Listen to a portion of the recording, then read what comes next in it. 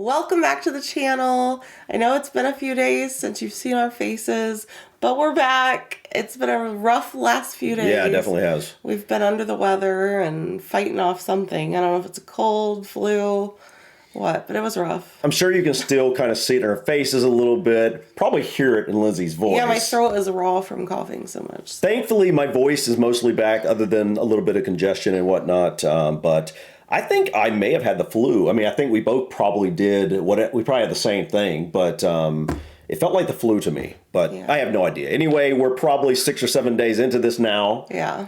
So we're glad to be back. Yeah. We missed you guys. Yes. I still can't hear it very well out of one ear, so bear with me. I know. She's been having this issue where she can't hear out of one ear for some reason. I don't know if it's sinus pressure or what, But anyways, guys, enough rambling about our sickness. Today we're going to be checking out the English divide nobody talks about. This video comes from MapMen. I have no idea what they mean by an English divide nobody talks about. Obviously, it's East versus West. Right, but which kind of surprises me. I would think North versus South. Well, I guess that's the American me. No, I do know that there has been a North versus South divide when it comes to England. Today, we're taking a sideways look at how we divide up England. Welcome to MapMen. We're the men. And here's the map. MapMen, MapMen, MapMen. On the 25th of March 1994, the BBC broadcast a very unusual programme. It was an episode of Tomorrow's World Megalab, a science show where viewers could take part in various experiments at home. And it included this. Here's a question for you all. Have a look at this photo.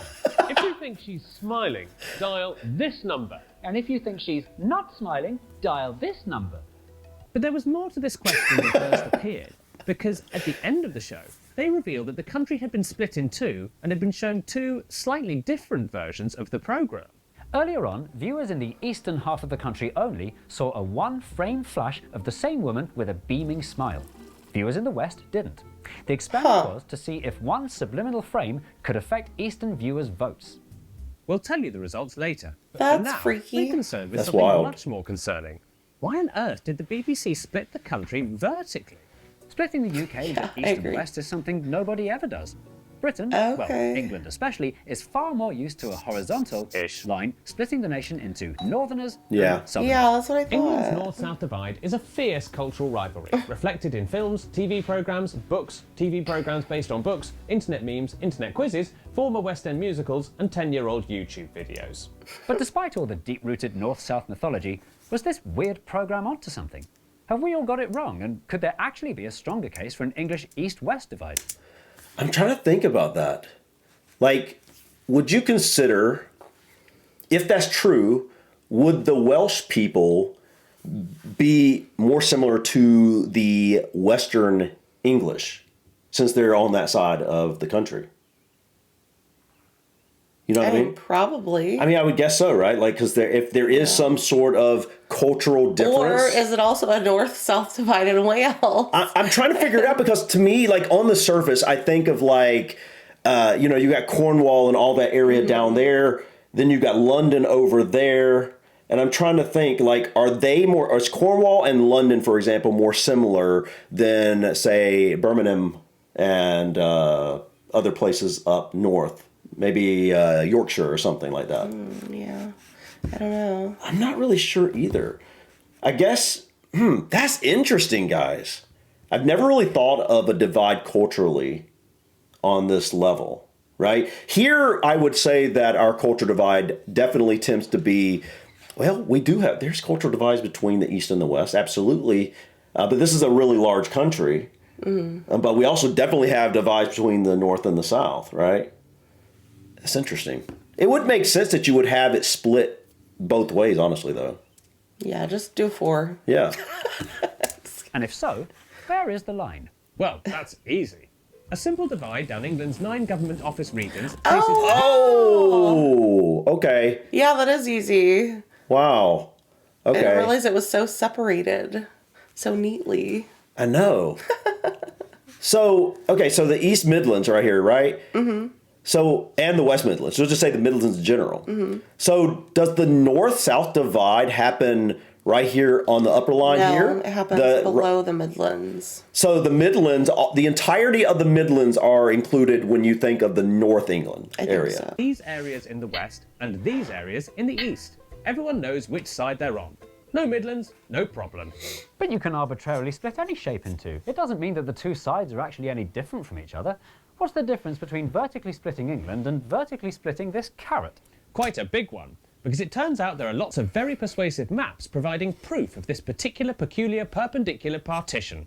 And where better to start than hundreds of years ago? The year is 585 AD. Well, it was. Look but at the I'm hair. using the present tense to add a sense of urgency. And the Germanic Anglo-Saxons are invading from across the North Sea, creating a stark east-west divide, with Anglo-Saxons in the east and the Celts in the west. Oh my goodness. I can't believe I didn't think about where this seems to be going. Mm-hmm. Oh. Interesting. So there might be an ancestral difference on average. Obviously not 100% or like a guaranteed ancestral difference, but Yeah, it that's makes sense interesting. when you average it out, you might see more Celts because the Welsh are known to be Celts. So it makes sense that a lot of the Western English may be Celts as well. You know what? I'm glad we watched that Celtic languages video Yes. before we saw this, because now it just helps me understand it better. I can't believe I didn't come from it from that perspective. Okay. The relics of this divide will be, or are being seen, 1,500 years in the future, aka today, in the strong Celtic DNA of people in Cornwall and Wales. Now, 1,200 years earlier, or 300 years from now, or what was now when I started, it is 865 AD, and England is once again split down the middle, this time by a new border known as the Danelaw. From Essex in the south to Danelaw. Durham in the north, the Vikings now dominate the east, while the Anglo-Saxons, at this precise moment in the past, retreat to the west. Oh. And in the future, this will be reflected in the place names of English towns and cities to this day today. And now it is that today, and a new wave of illegal migrants in small boats. But leaving history to one side, there are other ways to show that the country is vertically divided, and one of these is based on geography. Isn't everything? Geography. Geography. Geography. Geography. Geography. Geography. Geography. From a Geography. How do you say geography? Geography. Geography. I don't know if he's just being funny or Yeah, if you that's- guys really say it like that. Geography. Geography. Geography. Geography. Yeah, I think we tend to pronounce things as we see them, as they're. I mean, for the most Yeah, part. for the most part, yeah. All right. Back after a brief coughing fit. Action. physical point of view, there's a clear divide down the middle of the country, a vertical spine from the top of England all the way down to Derby. These are the Pennine Mountains. They're lumpy and hard to live on. So making them one sparsely side populated and hard to cross. is on either And that side? doesn't just go for people, but for clouds too. And to help explain this, let's go over to Tim for the weather. Thanks, Mark. Well, as you can see, England's weather is heavily influenced by love these westerly guys. winds carrying moist air from the Atlantic Ocean. Now, when this moist air reaches high altitude areas like the Pennine Mountains, the air rises and cools, forming rain clouds, getting everybody nice and wet. By the time this air reaches the eastern side of the country, it's in a so-called rain shadow, leaving these areas as some of the driest in the country. Liverpool, for example, gets more than 1,000 millimeters of rainfall Wow. every year, whereas Hull gets less than 700. So, if wow. you're heading out on the western side of the country, don't forget to bring your umbrella. Thanks, Tim. Yes, I forgot my umbrella once. Oh, nightmare. I got soaking wet. Yes, I've been wet before.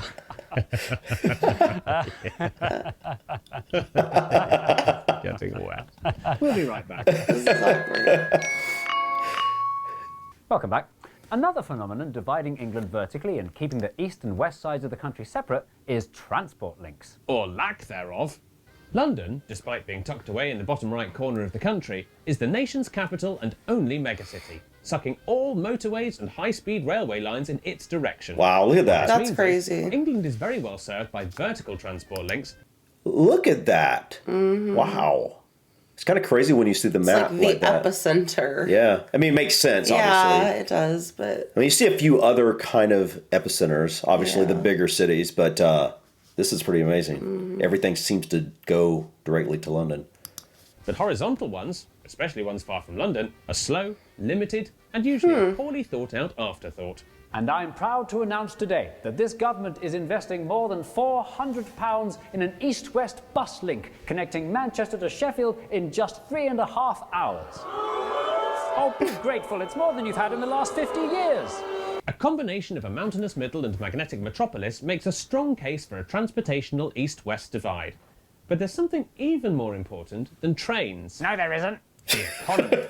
Okay, guys, welcome back to Matty's Money. Today we are talking about the massive inequality between the east and the west of England. It goes right back to the Industrial Revolution, yeah? That was mainly in the west. Manchester, Liverpool, Birmingham.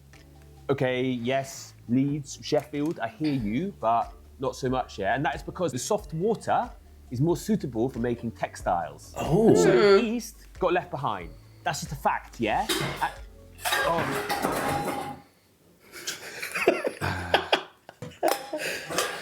gosh. Still wet, man.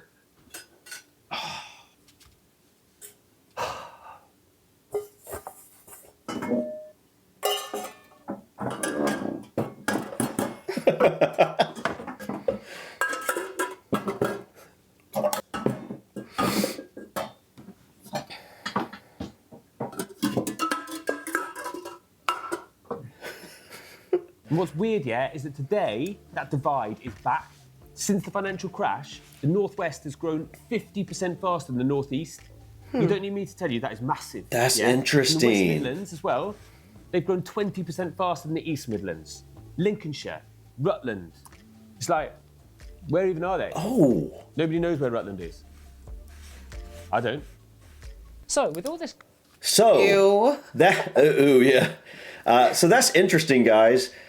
I would have assumed that the East would have been, between the two, would have been the one that would have been kind of financially better off since the beginning. Because London is in the East, I just would have assumed that, right? I could see why. But when you think of the Industrial Revolution, you had both Liverpool and Birmingham being closer, being in the West, right? So I guess, there's something about that. Yeah, that's really interesting. Two large cities right there. Liverpool being a And you major... said softer water was better for textiles. I don't know the reason for that. Guys, let us know in the comments, what's the difference between the water in the East and the West? That's something I think would be interesting to look into. clear geographical, Historical economical, and transportational basis for such a strong side-to-side divide, why is it never talked about? why hasn't an east-west cultural divide emerged? Why are there no East versus West memes? Why no chance of dirty eastern at football matches? The answer is that the East-West divide has a major flaw. England is like the plot of Avatar, long and thin. And this causes two problems. Firstly, the divide is so easy to draw, it makes any clickbaity quizzes, where is the East-West divide, no fun at all.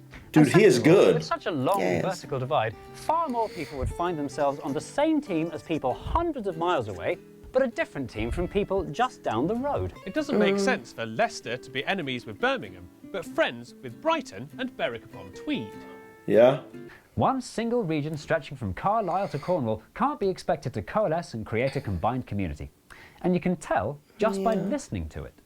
England, despite being one of the smallest big countries in the world, has perhaps the largest variation of dialects and accents. That blows A my gifted mind. Yeah. linguistics professor Yeah, can listen that to does blow someone my say mind. this sentence and place them within 50 miles of their house.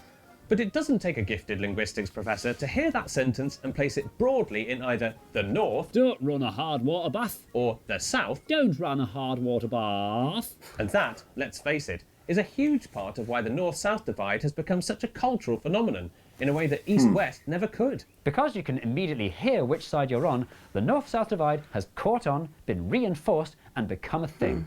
And, rightly or wrongly, the two sides perceive each other differently. Which, it turns out, is precisely why Tomorrow's World Mega Lab used this weird east-west divide in the first place. The experiment to prove whether one frame could change your brain would only work Geography. if the two sides were, in every way possible, equal. If they'd used the more traditional north-south divide, the audience might not have believed the outcome and put the result down to a cultural difference between the two sides. That proves nout. Us northerners don't know a smile when one slaps us in the face because we're so bloody miserable. Is this a smile? I don't feel like I've learnt a thing. What do you mean? Well, all we've done is find out that the East-West divide doesn't work, so it doesn't help in any way when it comes to understanding our country better. Not so. Whilst a single East or single West national identity may be missing in action, the East-West divide can still be a very useful thing to consider if we integrate it with the North-South divide. By using two simultaneous axes to break up the country, we That's what I create said, more split it into distinct four. regions: Northwest, Northeast, Southwest, and Southeast. This combined compass quarters categorisation gives us the best of both worlds. A map marked not only by strong historic and geographic boundaries, but also reflected in strong cultural differences and feelings of identity between the regions. And still broad enough to retain all the fun of making sweeping generalisations about the entire populations of huge chunks of land. Perhaps this new, better Northwest, I wanna Northeast, see Southwest, that Southeast divide collage. Still working on the Yeah. brand. could make for stronger identities, better memes, funnier stereotypes, making it less likely you'll be put on the wrong side, and finally getting rid of the Midlands once and for all. So what were the results of tomorrow's World Megalabs experiment about subliminal frames? It made absolutely no difference. Really? Okay, that's surprising me. I thought it would have made a difference. I want to know what the results were for the BBC vote. I would love to learn more about this, and I'd love to know what you think about this. Do you feel like there is some sort of divide culturally when it comes to East versus West? It sounds like he's saying that generally, or they were saying that generally it's not so much a cultural divide. It seems to be more of like it was an economic divide, definitely, right? And obviously there was some sort of weather divide when it comes to rain. Yeah, I didn't know that. I didn't either. I just I knew that London was didn't get as much rain as some other parts of the country, but I assume maybe it was just the southwest there. But it sounds like it's the entirety. I mean, southeast there, but it sounds like it was the entirety of the east that gets less rain on average than the entirety of the west. Mm-hmm. Which I guess that makes sense based off of where the moisture's coming from. And then the mountain range. And then the mountain range blocking some of that. Do you feel like, whatever quarter you're in here, do you feel like you kind of are separated culturally from the other quarters? Are you asking them or me? Well, you don't live there. I don't, yeah. No, you don't live there. I'm asking them. I'm saying if you live in the southeast, for example, do you feel separated in a lot of ways culturally from the northwest or even the southwest? Like if you're in London, how culturally different do you feel from if you're in Cornwall, for example? Probably quite a bit. Because, well, Cornwall specifically, they've got the Cornish language, and it's like a totally different culture. Okay, take. I'm just saying the east versus the west, the southeast versus the southwest, right? I just wonder how big of a cultural divide that really may be. Obviously, there's going to be some things. I mean, it's all still England. Right, of course. But we obviously know there's that divide north-south, right? So, I mean, I am really curious if you're in the Northeast, do you feel vastly different culturally from people in the Northwest? Or if you're in the Southeast, do you feel vastly different from people in the Southwest? Or do you not feel any difference? Or maybe there's a little bit, or do you feel much more different if you're in the North versus the South? Right. I think that's probably accurate. I think you probably feel much more different if you're in the North versus the South. Yeah, because it's being reinforced with all the stereotypes and memes and stuff. And the accents definitely probably play a role. That just... I mean, think about it. If I was raised in the South here, my accent is more of a mid-Atlantic Southern accent. It's not like the Alabama deep South. The accent ain't like this. My mom's kind of got that accent a little bit, but I've got more of a they call it a mid-Atlantic Southern accent. It's kind of it's not quite subtle. It's more subtle. It's more subtle, yeah, but it's definitely there, right? But you know, growing up, when I would go somewhere like I'd visit New York City, I felt really different from people from New York, not only because they grew up in a big city compared to me, but it was like something you hear that accent and you automatically feel like there's like going to be some major, right. And even if I went to somewhere like New Hampshire, where the towns were more what I was used to, kind of smaller and whatnot, it felt more of my vibe town-wise, I still felt different. The accent kind of made me feel like I was an outsider, right? Because that's a good point. Because it's so easy for me to hear the differences in accents here in the U.S. because it's what I'm used to. Whereas, like, when we watch a video about England and it has someone from a different place, and in the comments you guys will be like, oh, did you catch the accent of this guy? It was a perfect example of this accent. And I'm like, no, it all just sounds the same to me for the most part. Right. And so it's hard for me to differentiate. So I guess it's, like in that sense, it probably would feel different because you recognize, oh, they're from this place or they're from... Yeah, but I want to say I disagree with you on what you were just saying, though. Like, what? I feel like I understand, like... Okay. I'll go back a little bit on that. Yes, they sound different to me, certain accents from different regions in the UK, but it's not like it just comes to mind like, oh, that's the Liverpool accent or Scouse or, like... Yeah. Yeah. Yeah. So it's just hard for me. No, I get what you're saying. But that's probably because I didn't grow up hearing them. Yeah, true. Very true. But anyways, guys, we could ramble on this forever. Yeah, obviously. Let us know in your comments. Let us know your comments and the thoughts. Let us know your thoughts in the comments. We would love to hear what you have to say about your experience with the divides. Yeah. There seems like there's like 3 different types of divides here. You are divided north-south, you're divided east-west, and you're divided in 4 corners, so to speak. And I'd love to know your... how you've experienced it, how you perceive these different divides, if you perceive them at all. Yeah. Are there something that you notice on a regular basis when you go to different areas within these places? Does it feel completely different to you, or does it just feel like just another part of England to you? Yeah. Right? You get what I'm saying. But keep it kind. Yeah. In a kind way. Yeah. But anyways, guys, I think that's it for us today. Thank you so much for stopping by. Please click that like button. Feel free to drop your comments or suggestions about this video or others. And don't forget to subscribe to continue to follow us on our journey. Until next time, peace. Bye.